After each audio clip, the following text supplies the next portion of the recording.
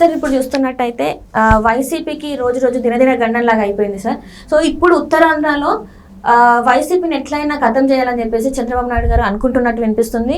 So బొత్సకి పోటీగా ఒక నాయకుడిని అంటే ఒక ఎంపీని దింపాలని చెప్పి చూస్తున్నారు. ఇంతకు ఎవరా ఎంపీ సార్? ఎందుకు అంత భయపడుతున్నారు బొత్స గారు?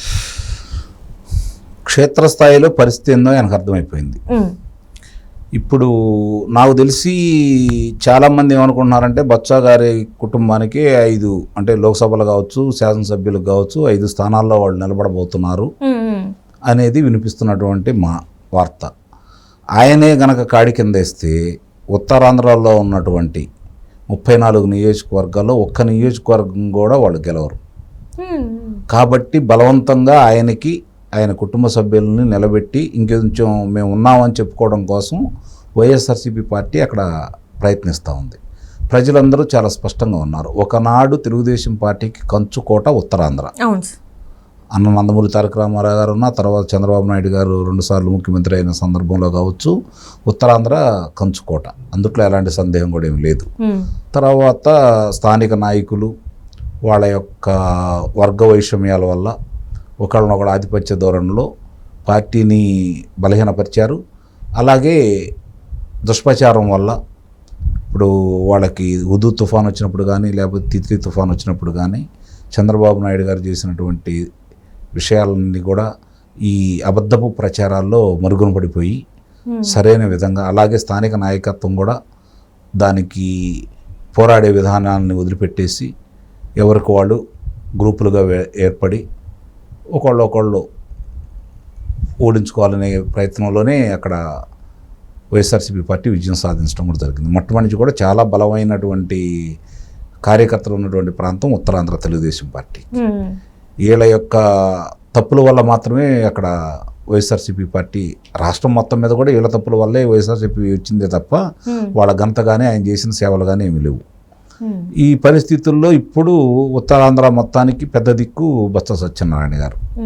వాస్తవంగా ఆయన సొంత నియోజకవర్గమైన చీపురుపల్లిలో ఆయన మీద పెద్ద వ్యతిరేకత లేదనే భావించాలి వ్యక్తిగతంగా. కానీ ఈరోజు పార్టీకి ఉన్నటువంటి వ్యతిరేకత, వైఎస్ఆర్సీపీ పార్టీ మీద ఉన్న వ్యతిరేకత, జగన్మోహన్ రెడ్డి గారి మీద ఉన్న వ్యతిరేకత ఆయన కుటుంబం మీద కూడా చూడబోతున్నారు. దానికి చిన్న ఉదాహరణ ఏందంటే 2014లో రాష్ట్ర విభజన జరిగిన సందర్భంలో కాంగ్రెస్ పార్టీ మీద ఎంత వ్యతిరేకత అయితే ఉందో దానికి ఆ రోజు బొత్స సత్యనారాయణ గారికి ఎలాంటి చేదు అనుభవం ఎదురైందో తిరిగి మళ్ళీ అలాంటి పరిస్థితులు ఈరోజు పునరావృతం అయ్యాయి అక్కడ. అంటే బొత్స సత్యనారాయణ గారి పేరు ప్రఖ్యాతులు కూడా నియోజకవర్గం వరకు ఆయన కాపాడలేని పరిస్థితిలో ఈరోజు ఉంది. ఉత్తరాంధ్రకి ఆయన కూడా కాడి కింద వేస్తే కనీసం పోటీ చేయడానికి అభ్యర్థులు కూడా దొరకని పరిస్థితి అక్కడ. కాబట్టి అక్కడున్న పరిస్థితులు ఆయనకి క్షుణ్ణంగా ఆయనకి తెలుసు, అధినాయకుడికి తెలుసు. కాబట్టి అధినాయకుడు మాట కాదనకుండా ప్రస్తుతానికైతే తలకాయ ఊపారైతే నేను భావిస్తున్నాను. మరి పరిస్థితులు ఎలా ఉంటాయో అయితే చూడాలి. ఒకటి మాత్రం, వాళ్ళ ఓటమిని వాళ్ళే ఒప్పుకున్నారు. వాళ్ళ ఓటమిని ప్రజలు నిర్ణయించారు. ప్రజల అభిప్రాయం వాళ్ళకి తెలిసింది. దానికి ఈరోజు తెలుగుదేశం పార్టీ జనసేన కూటమి చంద్రబాబు నాయుడు గారు ఉండటం వల్ల, చంద్రబాబు నాయుడు గారు గతంలో ఏం చేశారో వాళ్ళందరికీ క్షుణ్ణంగా తెలుసు. కాబట్టి భవిష్యత్తులో మళ్ళీ ఇప్పుడున్నటువంటి అరాచకాన్ని, ముఖ్యంగా ఉత్తరాంధ్ర ఎదుర్కొంటున్నటువంటి సమస్యల్ని, అక్కడ జరుగుతున్నటువంటి విధ్వంసాన్ని, మరి ముఖ్యంగా విశాఖ నగర పరిసర ప్రాంతాల్లో జరుగుతున్నటువంటి భూదోపిడీని, ఈ అన్నింటినీ కూడా దృష్టిలో పెట్టుకున్న తర్వాత ప్రజలు తిరగబడుతున్నారు అక్కడ. గతంలో చూసుకున్న దానికంటే కూడా ఈరోజు ఎక్కువగా ప్రజలు ఒక అవగాహనకు వచ్చి ఉన్నారు. మనం కొట్లాడుకొని మా గతంలో జరిగినటువంటి విష ప్రచారాలను మనం నమ్మాము, అసత్యాలను నమ్మాము, వాస్తవాలు అవి కాదు, ప్రజలకు అర్థమైపోయింది ఈరోజు. ఇవన్నీ చూసుకున్న తర్వాత ముఖ్యంగా ఆ రోజు ఆ పరిసర ప్రాంతాలైనటువంటి విశాఖపట్నంలో విమానాశ్రయంలో జరిగినటువంటి కోడికత్తి నాటకం ఇప్పుడు ప్రత్యక్షంగా వాళ్ళకి అర్థమైపోయింది. అంటే ఇవన్నీ గతంలో వాళ్ళ అసత్య ప్రచారాలు, ఈ కోడికత్తి కూడా వాళ్ళకి కలిసి వచ్చింది. అట్లాగే బాబాయ్ హత్య కూడా కలిసి వచ్చింది. అది కొంత వాళ్ళు నమ్మారు, నిజమే భావించడం కూడా జరిగింది. కాబట్టి ఇవన్నీ కలిసి వచ్చి ఆ రోజు వాళ్ళు ఏదో చేస్తారు, ఉత్తరాంధ్రాన్ని వరగబెడతాడు అని భావించారు. కానీ వనరులు దోచుకోవడానికి తప్ప ప్రజలకు ఉపయోగపడే కార్యక్రమాలు ఏమీ చేపట్టలేదు ఈ పార్టీ అనేది చాలా స్పష్టంగా అర్థమైపోయింది.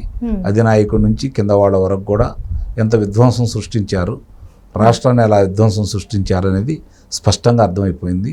దానికి తోడు వీళ్ళకి ఇంకోటి ఏంటంటే 2023 ఫిబ్రవరిలో జరిగినటువంటి శాసనమండలి ఎన్నికల్లో ఆ 3 జిల్లాల్లో కలిపి శాసనమండలి ఎన్నికలు జరిగితే చదువుకున్న పట్టభద్రులైనటువంటి వాళ్ళు ఎంత విస్పష్టమైన తీర్పు ఇచ్చేసి అఖండమైన మెజార్టీని ఒక అధ్యాపకుడిని అంత బాగా గెలిపించిన విషయం అనేది స్పష్టంగా వాళ్ళకి అప్పుడే చెప్పారు వాళ్ళ అభిప్రాయం ఏంటనేది. ఇప్పుడు జరుగుతున్న పరిణామాలు కనుక చూసుకుంటా ఉంటే ఈరోజు వాళ్ళకి ఎట్టి పరిస్థితుల్లో కూడా ఒక్క స్థానం కూడా ఉత్తరాంధ్ర 34 నియోజకవర్గాలు ఇవ్వకూడదు, తిరిగి ఇక్కడ వైఎస్ఆర్సీపీ పార్టీ మళ్ళీ పోటీ చేయడానికి ఎవరు ముందుకు రాకూడదనే నిర్ణయం కృత నిశ్చయంతో కార్యకర్తలు ఉన్నారు, అలాగే ప్రజలు ఉన్నారు. వాళ్ళ కార్యకర్తలే ఉన్నారు. ఎందుకంటే మనం ప్రజల దగ్గరికి వెళ్ళేసి మనం చెప్పుకోలేకపోతున్నాం కాబట్టి మనం చాలా మోసం చేశారు ఈ పార్టీ. తిరిగి ఈ పార్టీని మనం భుజాన వేసుకోకూడదు, గెలిపించకూడదు అనే నిర్ణయం ప్రజలతో పాటు వాళ్ళ కార్యకర్తలు కూడా ఈరోజు ఉత్తరాంధ్రలో జరుగుతూ ఉంటే రోజుకు వలసలు చూస్తూ ఉంటే క్షేత్రస్థాయిలో గ్రామ స్థాయిలో ఎంతమంది వస్తున్నారో చూస్తూ ఉన్నాం. ఇవన్నీ చూసుకున్న తర్వాత వాళ్ళకు కూడా అర్థమైపోయింది. చూడాలి మరి ఆయన వరకైనా ఉత్తరాంధ్రలో ఇప్పుడు వాళ్ళ కుటుంబానికి గడ్డు పరిస్థితి ఇది. అంటే ఇప్పుడు టీడీపీ నుంచి వెళ్ళి మన గంటా శ్రీనివాసరావు గారిని గంటా గారు కావచ్చు, ఇంకోటి కావచ్చు, అక్కడ అభ్యర్థిని చూడరు, దాంట్లో ఎలాంటి సందేహం కూడా ఏం లేదు. అంటే ఇతర పార్టీల నుంచి ఎవరిని ఈ తెలుగుదేశం పార్టీ జనసేన తరపు నుంచి ఎవరు నిలబెట్టినా కూడా ఈ రోజు ప్రజలు బ్రహ్మరథం పట్టడానికి సిద్ధంగా ఉన్నారు. కానీ మరి వైసీపీ నుంచి వెళ్ళి 5-6 టికెట్లు ఆ ఫ్యామిలీకి ఇచ్చేసి ఇప్పుడు అభ్యర్థులు దొరకలేదు కాబట్టి కేవలం అభ్యర్థులు దొరకలేదని మాత్రమే ఇచ్చారు నిస్సందేహం. అంటే ఇప్పుడు టీడీపీ నుంచి వెళ్ళి మన గంటా శ్రీనివాసరావు గారిని గంటా గారు కావచ్చు, ఇంకోటి కావచ్చు, అక్కడ అభ్యర్థిని చూడరు, దాంట్లో ఎలాంటి సందేహం కూడా ఏం లేదు. అంటే ఇతర పార్టీల నుంచి ఎవరిని ఈ తెలుగుదేశం పార్టీ జనసేన తరపు నుంచి ఎవరు నిలబెట్టినా కూడా ఈ రోజు ప్రజలు బ్రహ్మరథం పట్టడానికి సిద్ధంగా ఉన్నారు. కానీ మరి వైసీపీ నుంచి వెళ్ళి 5-6 టికెట్లు ఆ ఫ్యామిలీకి ఇచ్చేసి ఇప్పుడు అభ్యర్థులు దొరకలేదు కాబట్టి కేవలం అభ్యర్థులు దొరకలేదని మాత్రమే ఇచ్చారు నిస్సందేహం.